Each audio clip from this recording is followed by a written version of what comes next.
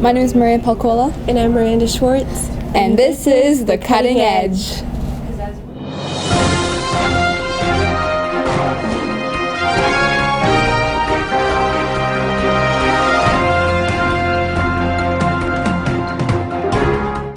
On February 1st, Iowa held the first caucus of the 2016 presidential primary season.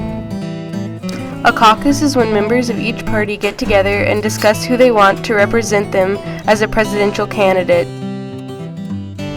Despite Trump leading in polls, Cruz took Iowa for the Republicans with 28% compared to Trump's 24%. The Constitution hasn't changed, but the poll numbers have.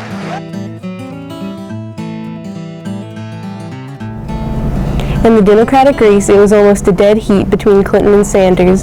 In the end, Hillary won by the narrowest of margins for the Democratic Party. And I know we can protect our rights, women's rights, gay rights, voting rights, immigrant rights, workers' rights. The New Hampshire primary was held on February 9th.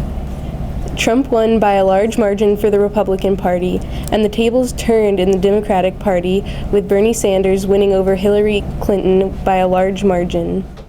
South Carolina will hold their primary next on February 20th, with Nevada's caucus on February 20th and 27th.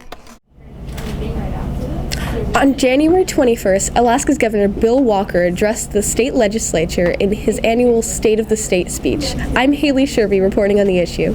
My fellow Alaskans, it's time for a family talk. 2016 is off to a rough start for the state budget. Most of Alaska's budget comes from oil taxes, but prices have been very low and they continue to fall. In response to Alaska's budget crisis, Bill Walker has proposed the new Sustainable Alaska Plan, which imposes several techniques to help fund the state government. These techniques include cutting spending, implementing a state income tax, and using permanent fund earnings to fill the hole in the budget.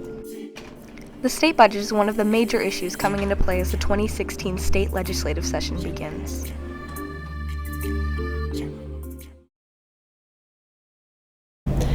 The state budget is a major concern for Mount Edgecombe High School because we're directly funded by the state.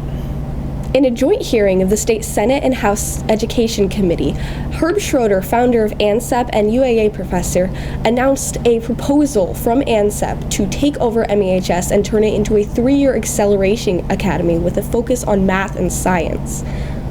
ANSEP's plan has generated a virtual tidal wave of support for Mount Edgecombe and its current mission from its students and staff, as well as parents and alumni from across the state.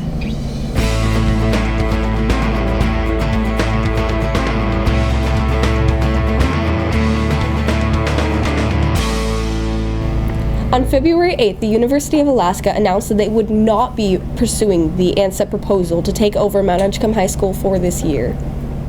We would like to thank the Mount Edgecombe community for all of the support that they offered us.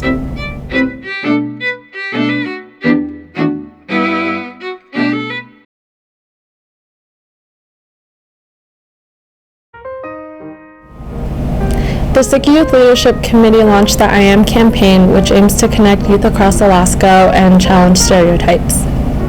Our mission is dedicated to promoting respect and building bridges among youth in Sitka and across Alaska.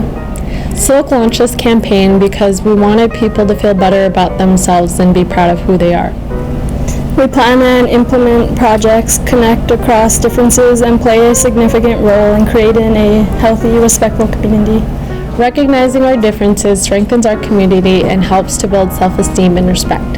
And so far with our I Am campaign, we had a lot of participation from youth and Sitka, and we're aiming to expand our campaign throughout the state. To take the Respect Challenge, participants can upload a selfie with a positive adjective to Facebook, Twitter, and Instagram and tag @SilkLeaders. Building bridges, creating change.